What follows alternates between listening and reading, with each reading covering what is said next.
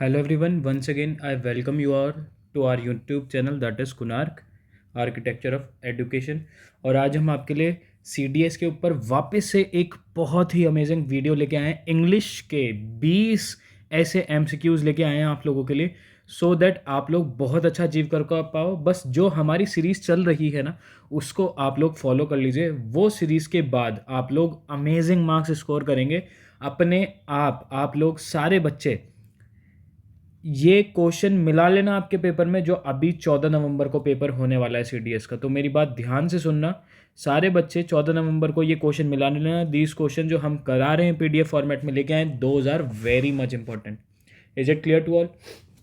देख लेते हैं आज हम कौन से 20 क्वेश्चन की बात कर रहे हैं। और एक चीज़ और, मेरे क्वेश्चन करने से पहले हम देख लेते हैं आपकी प्रिपरेशन कैसी है। मेरे क्वेश्चन करने से पहले हर क्वेश्चन में मैं 20 सेकंड का आप लोगों को टाइम दूंगा, और उस टाइम में आप लोगों को आंसर करना है। कमेंट सेक्शन में पहले ही करके बता देना, और ये ज़रूर लिख देना कि यस सर, हमने आपके आंसर करने से पहले ही आपका आंसर दे दिया है इन क्वेश्चंस का। And one more thing is, जो बच्चा 20 के 20 15 क्वेश्चन भी सही कर देगा, उसका मैं नाम हाईलाइट करूंगा इन नेक्स्ट वीडियो। सो ये आप लोगों के लिए बहुत अमेजिंग वीडियो होने वाली है। ठीक है, स्टार्ट करते हैं इसी के साथ। 20 क्वेश्चन वो कौन से होने वाले हैं, सबसे पहले देख लेते हैं। डायरेक्शन क्या दे रखा है, सबसे पहले 1 to 10 क्वेश्चन आपको कैसे करने हैं। Each item in this section consist of a sentence with a word in capital letter by 4 words or group of words. Select the word group of words that is most similar in the meaning. Most similar का मतलब क्या हो गया, जो भी सबसे ज़्यादा similar, बहुत पूछे जाते हैं भाई सिनोनिम, सिनोनिम्स को ही बोलते हैं हम। आपके मोस्ट सिमिलर जो सबसे ज़्यादा सिमिलर होते हैं उस वर्ड से, दैट इज कॉल्ड सिनोनिम। और एंटोनिम्स किसको बोलते हैं, antonyms are the opposite word. ये तो सबको पता होगा, एंटोनिम्स आर जस्ट उससे अपोजिट। एंड सिनोनिम क्या होता है, जो बिल्कुल सिमिलर होता है एक वर्ड के, दैट इज कॉल्ड सिनोनिम। इसने बोला मोस्ट अप्रोप्रिएट, या हम कहें most similar, that is called, वो आपको इसमें से निकालना है। ऐसा भी हो सकता है उन 4 ऑप्शन में से आपके, ऐसा भी हो सकता है 4 ऑप्शन में से 2 सिमिलर हों, लेकिन सबसे ज़्यादा, वापस से बोल रहा हूँ, सबसे ज़्यादा मोस्ट सिमिलर कौन सा होगा उसका आपको आंसर देना है। Is it clear to all? इसका फटाफट से हम देख लेते हैं। 20 क्वेश्चन स्टार्ट कर देते हैं। लेट्स स्टार्ट, और क्वेश्चन नंबर 1 पे आ जाते हैं।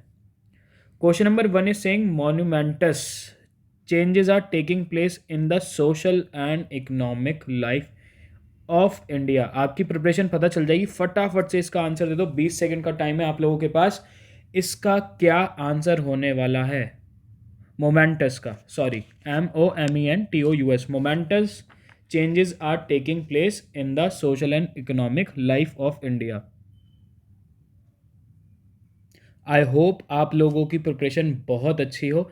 फटाफट से देख लेते हैं इसका क्या आंसर होने वाला है। मेरे आंसर करने से पहले ही आप लोग कमेंट सेक्शन में ज़रूर बताएंगे कि इनका क्या होने वाला है। मोमेंटस का क्या मतलब होता है? मोमेंटस का मतलब होता है आपका इनॉर्मस। अच्छा, इसका मतलब क्या होता है मोमेंटस का मतलब होता है वेरी इंपॉर्टेंट, अत्यंत महत्वपूर्ण। तो इसका हम बोलेंगे enormous. Enormous is the right answer. Official, notorious तो आपका क्या हो गया, बहुत ज़्यादा शैतान हो गया। ऑफिशियल का क्या मतलब हो गया, जो चीज़ कोई भी, जैसे हम बोलते हैं ना, दीज आर ऑफिशियल डॉक्यूमेंट्स, मॉन्यूमेंट्री। तो इसका सबसे बेस्ट जो आंसर होगा दैट इज़ एनॉर्मस। एनॉर्मस का क्या मतलब होता है, enormous is the synonym of momentous. Is it clear? जिन बच्चों ने बता दिया था वेल एंड गुड है, उनकी प्रिपरेशन बहुत अमेजिंग है। जो नहीं बता पाए थे उनके लिए अब नेक्स्ट क्वेश्चन आ रहा है। तो second question is, his condition deteriorated day by day. Deteriorated का क्या मतलब होता है वो बताएंगे, और इसका मतलब आप लोगों को बताना है इसका सिनोनिम क्या होने वाला है। फटाफट से इसका आंसर दीजिए। डिटीरियोटेड, डिटीरियोरेटेड, फटाफट से।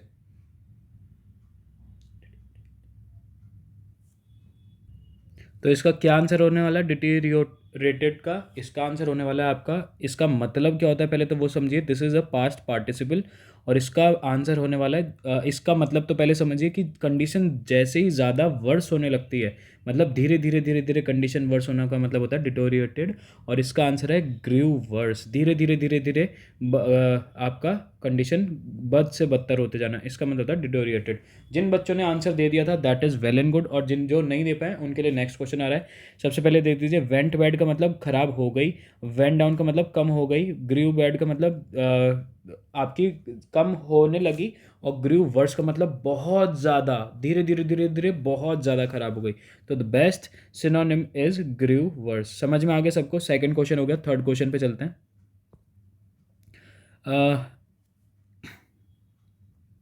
सेकंड, अब जो थर्ड क्वेश्चन आ रहा है दैट इज इंसिपिड। इंसिपिड का क्या मतलब होता है सिनोनिम? फटाफट आंसर लिखिए अपने अपने कमेंट सेक्शन में।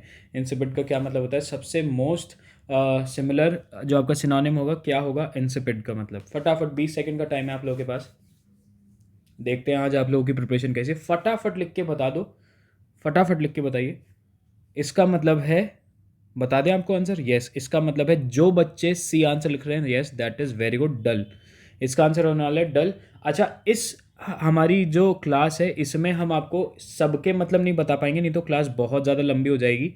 हम फटाफट से सबके आंसर बता देंगे। अगर आपको इसकी पूरी कंप्लीट लेक्चर लेना है, एक एक वर्ड का मीनिंग समझना है, तो आप कमेंट सेक्शन में करके बताइए कि सर कमेंट आप हमें बताइए एक एक वर्ड का मीनिंग, सो दैट हमें समझ में आए, नहीं तो क्लास बहुत ज़्यादा लंबी हो जाएगी और फिर हम और सारे वर्ड नहीं कर पाएंगे। इसका मतलब समझ में आ गया होगा। इंस्पिरेड का मतलब होता है आपका डल, जिसका होता है बेरंग बेस्वाद, मतलब जिसकी ज़िंदगी बहुत दिशाहीन हो, बहुत धीरे धीरे, मतलब धीरे धीरे, और जिसका कोई भी कोना ना हो, दैट इज कॉल्ड इंस्पिरेटेड। डल हो गया मतलब डल हो गया, स्वादहीन हो गया, फीका होना, बहुत कम, दैट इज कॉल्ड इंसिपिड। ठीक है, नेक्स्ट वर्ड की तरफ चलते हैं। स्कैरसिटी। अब इसका मतलब तो सबको पता होगा स्कैरसिटी का मतलब।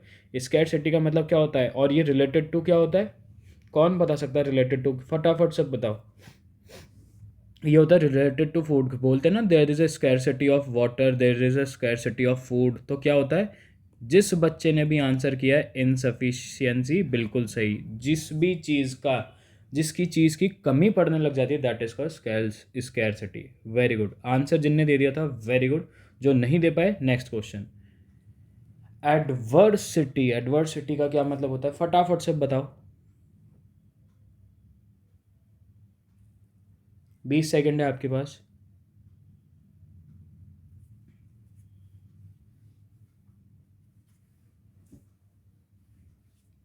एडवर्सिटी का मतलब होता है टाइम ऑफ ट्रबल।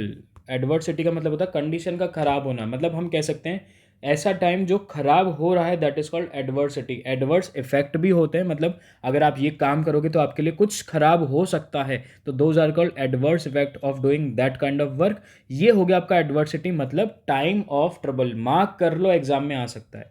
नेक्स्ट की तरफ चलते हैं। ऑब्लिगिंग। ऑब OBLIGING। ऑब्लिगिंग क्या मतलब होगा इसका? फटाफट से बताइए।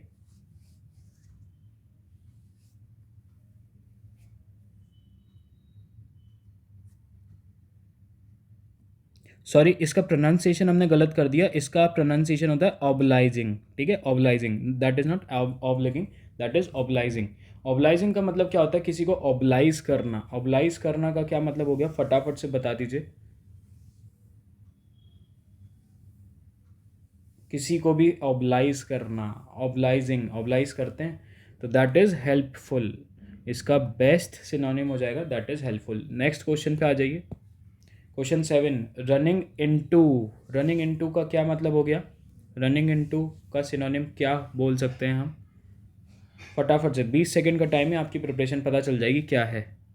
प्रीवियस वर्ड जो था दैट इज़ कॉल्ड ओबलाइजिंग।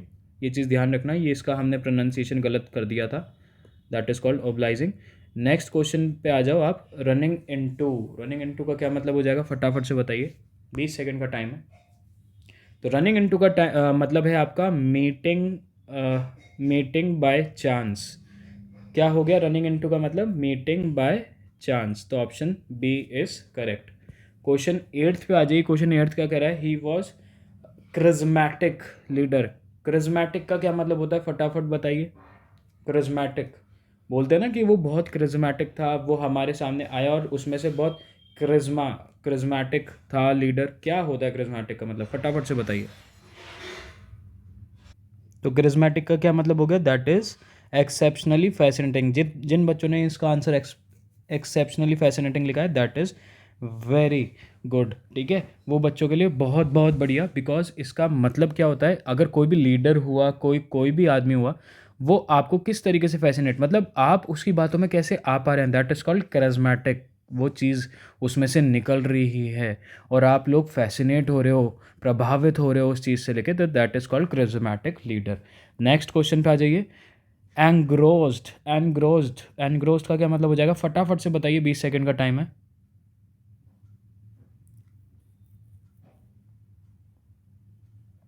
फटाफट से बताइए एनग्रोस्ड का मतलब। और सारे बच्चे कमेंट सेक्शन में ज़रूर इसके आंसर देते रहेंगे कि आप लोगों को समझ में आ रहा है या नहीं आ रहा है। एंड आप लोग कौन सबसे पहले सारे क्वेश्चन के आंसर बिल्कुल करेक्ट हमारे आंसर बोलने से पहले करेगा, उसका नाम हाईलाइट होगा नेक्स्ट वीडियो में। एनग्रोस्ड का मतलब बता दीजिए, अभी आपकी प्रिपरेशन का पता चल जाएगा। और हर क्वेश्चन हम 1 मार्क्स का दे रहे हैं, तो आप लोग लास्ट में कमेंट में अपने मार्क्स खुद से ही कर दीजिएगा कि आपके कितने मार्क्स आए हैं, और मैं सबके मार्क्स चेक करूँगा। आउट ऑफ 20 यू गॉट, कितने क्वेश्चन आपने सही किए हैं और कितने गलत किए हैं। तो अपने आप को मार्क्स ज़रूर दे देना कि कितने अटैम्प्ट किए हैं सारे बच्चे। एनग्रॉस्ड का मतलब होता है एब्जॉर्ब्ड। एब्जॉर्ब, किसी भी चीज़ को सोख लेना, that is called absorbed. She was completely engrossed in her work, मतलब वो बिल्कुल अपने लगन से अपना काम कर रही है, एनग्रॉस्ड। ठीक है, नेक्स्ट इज, ये वर्ड है indefatigable. He is an indefatigable worker. इसका मतलब बताइए क्या हो सकता है, सिनोनिम सबसे बेस्ट इंडिफैटिगेबल का, फटाफट बताइए, 20 सेकंड का काम है।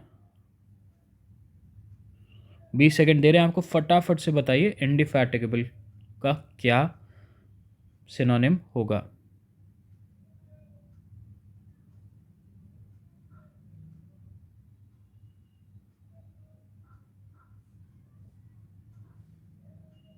तो इसका सबसे बेस्ट सिनोनिम होगा आप लोगों का, दैट इज, सबसे पहले तो इसका मतलब समझ लीजिए, जो कभी भी अपने काम से पीछे नहीं हटता, या मैं कहूँ नेवर गिविंग अप एप्टीट्यूड होता है।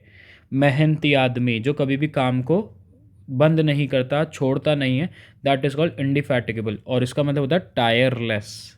ठीक है, टायरलेस जो थकता नहीं अपना काम करने से। समझ में आ गया सबको, जो हार नहीं मानता, नेवर गिव अप एटीट्यूड होता है जिसका। ठीक है, नेक्स्ट क्वेश्चन की तरफ चलते हैं।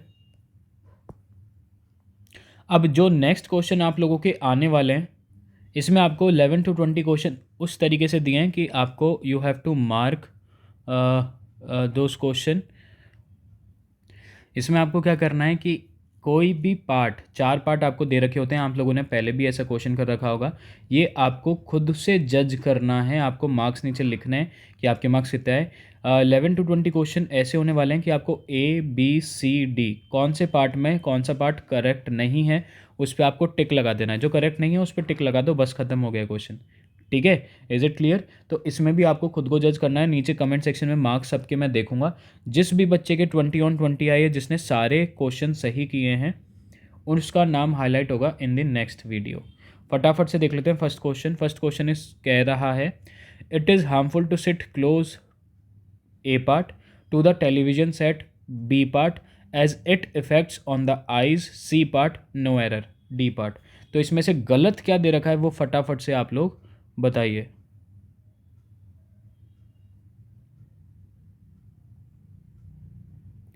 तो इसमें आपका गलत क्या है, फटाफट से बताइए आप लोग। जो बच्चे आंसर दे रहे हैं C part, that is correct. आपका सी पार्ट इसमें बिल्कुल रॉन्ग है। और सी पार्ट में क्या रॉन्ग है वो बता देते हैं।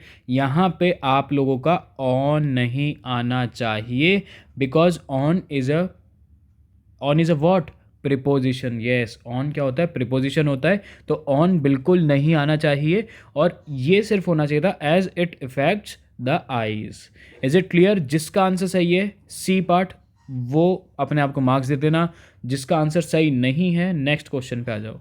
नेक्स्ट इज सेइंग, नेक्स्ट ये है question, she soon lost her heart to her classmate and decided to become his partner.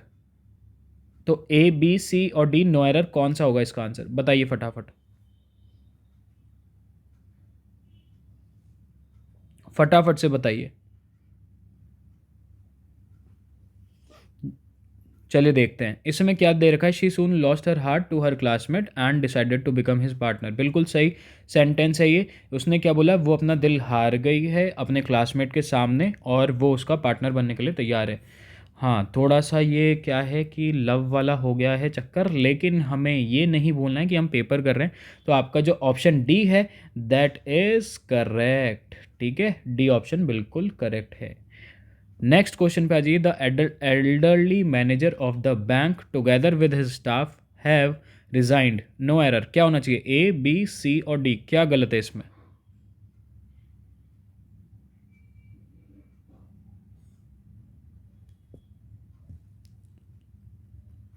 फटाफट बताइए, 20 सेकंड का टाइम है।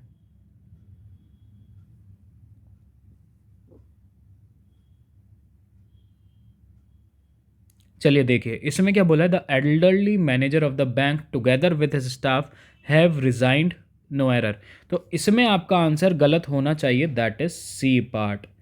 सी पार्ट क्यों गलत है? सी पार्ट बिल्कुल रॉन्ग है। इधर हैव की जगह हैज आना चाहिए था। समझ में आ रहा है सबको? क्यों? क्योंकि singular form of verb with singular elderly manager he use होगा। एक एल्डरली मैनेजर का बात करिए, सिर्फ एक सिंगुलर, तो अगर सिंगुलर की बात करिए तो हैज़ ही आएगा। इज़ इट क्लियर और नॉट? ठीक है। 13 के बाद नेक्स्ट क्वेश्चन पे चलते हैं। 14, he survived in his factory since it started after a long closure in 1960। No error, क्या होना चाहिए? ए बी सी और डी, फटाफट बताइए।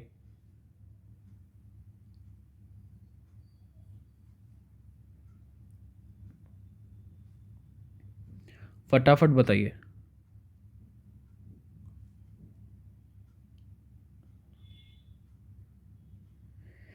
20 सेकेंड, फटाफट फटाफट। जो बच्चा सारे क्वेश्चन करेगा उसका नाम हाईलाइट होगा नेक्स्ट वीडियो में। फटाफट बताइए।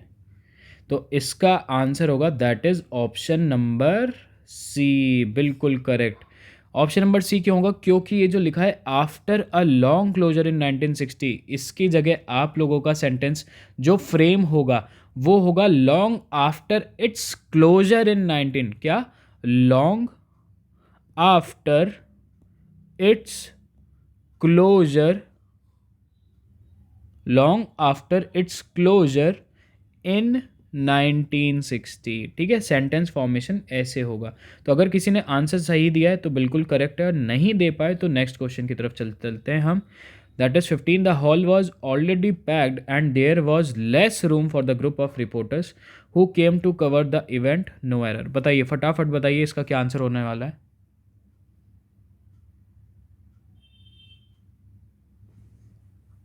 20 सेकेंड का टाइम है।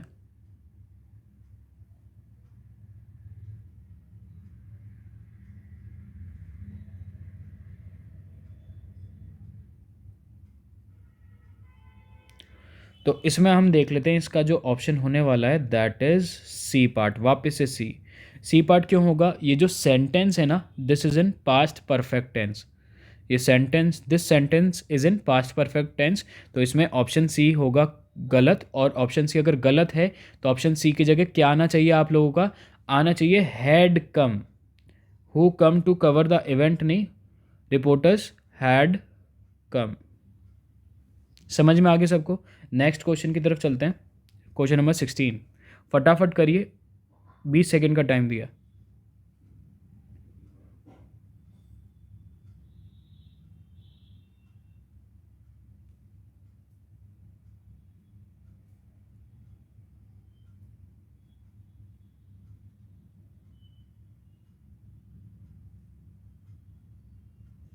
हाँ, तो इसमें आपका ऑप्शन जो होगा the rice from Dehradun is more superior to that of Saharanpur, और नो एरर। तो इसमें जो आपका ऑप्शन होगा गलत, that is B part. B part क्यों होगा? क्योंकि इसमें आप लोगों का ये मोर ही आएगा, सिर्फ सुपीरियर नहीं आएगा, क्योंकि जब अगर मोर आ गया तो सुपीरियर लगाने की ज़रूरत नहीं है। ठीक है ना, उसने पहले ही बोल दिया। आपका क्या होगा? मोर सुपीरियर लिखा हुआ, सॉरी इसमें सुपीरियर आ गया तो मोर नहीं आएगा, उल्टा बोल दिया हमने। इसमें सुपीरियर आ गया तो मोर लगाने की ज़रूरत नहीं है। Is it clear? तो आप मोर हटा सकते हैं। अगर सुपीरियर तो पहले, अगर सुपीरियर हो गया तो मोर लगाने की ज़रूरत ही नहीं है। The rice from Dehradun is superior to that of Saharanpur, तो मोर कट जाएगा, तो बी ऑप्शन आपका गलत है। नेक्स्ट क्वेश्चन पे आ जाते हैं। It is nothing less else than his stupidity which stands in the way of his progress. No error. बताओ क्वेश्चन नंबर 17 में क्या हो सकता है?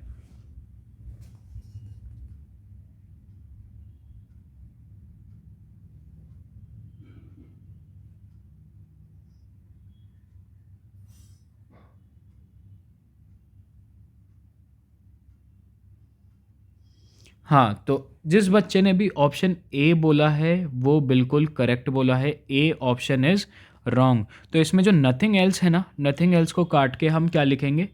नथिंग एल्स की जगह हम लिखेंगे इट इज़, बताइए क्या लिखेंगे? It is, nothing else cut जाएगा, नथिंग एल्स हट जाएगा इसमें से।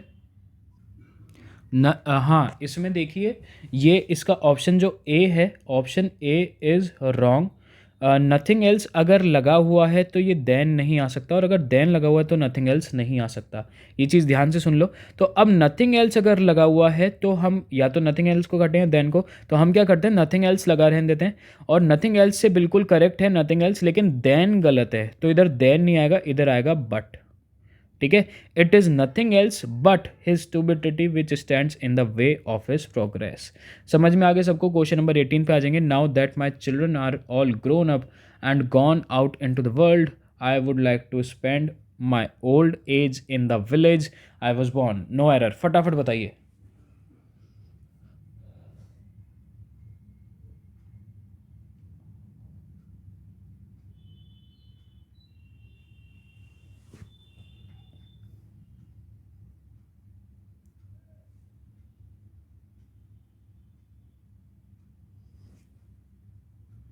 तो इसका आंसर है आपका ए पार्ट। ए पार्ट में बहुत बड़ा ब्लंडर किया है इनने। ए पार्ट में क्या ब्लंडर है इसमें हम देखेंगे।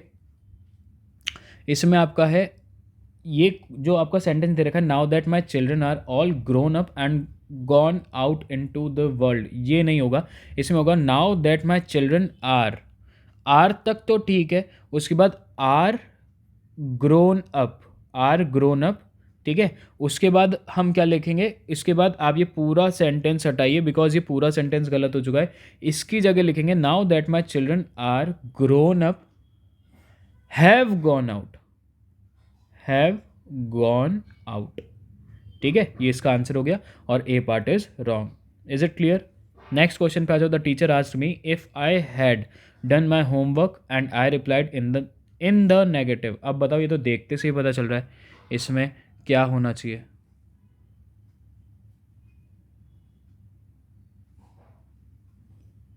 हाँ, देखते से ही पता चल गया। जो बच्चों ने आंसर सी किया है दैट इज़ वेरी गुड।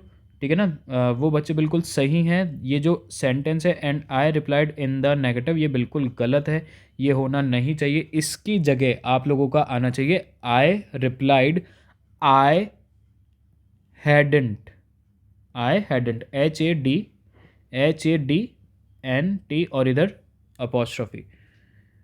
ठीक है, आई हैडेंट। ये हमारा हो गया है 19 क्वेश्चन। अब 20th पे आ जाइए। एवरी ग्रुप ऑफ बर्ड्स,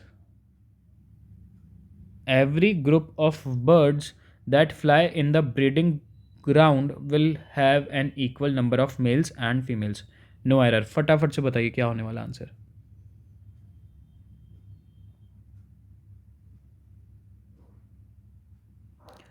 तो लास्ट क्वेश्चन का आंसर आपका हो जाएगा दैट इज फ्लाई की जगह आ जाएगा फ्लाइज, FLIES, फ्लाइज आ जाएगा।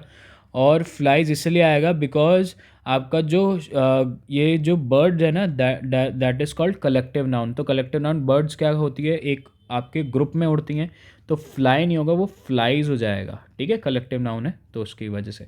आई होप आप लोगों ने बहुत अच्छा स्कोर किया हो। जिन बच्चों ने 20/20 स्कोर किया है या 20/15 तक स्कोर किया है, अपने मार्क्स ज़रूर कमेंट सेक्शन में लिखना, सो दैट हमें पता चले आप लोगों की प्रिपरेशन कैसी चल रही है।